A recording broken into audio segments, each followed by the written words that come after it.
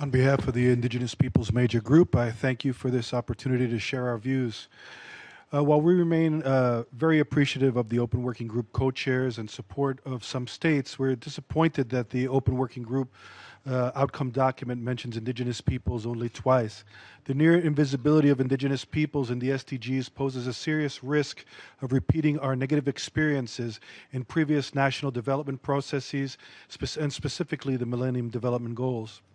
The post-2015 development agenda should not promote further marginalization of Indigenous peoples, but rather seize the opportunity to remedy these past shortcomings and historical injustices based on inequalities. Related to the issue of invisibility is the concept of universality versus diversity, a point of contention throughout the OWG process.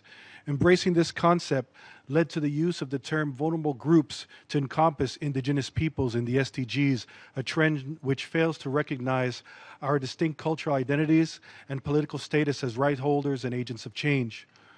Moreover, states committed to recognizing the special situation of Indigenous peoples in the outcome document of the recent World Conference on Indigenous Peoples, where paragraph 37 affirms Indigenous peoples have the right to determine and develop priorities and strategies for exercising their right to development. Within this framework, we've clustered our concerns into 6 areas: the need for disaggregated data, rights to lands, territories, or resources, free prior informed consent, special measures that include health, education, access to justice and redress mechanisms, and participation and representation in relevant decision-making bodies.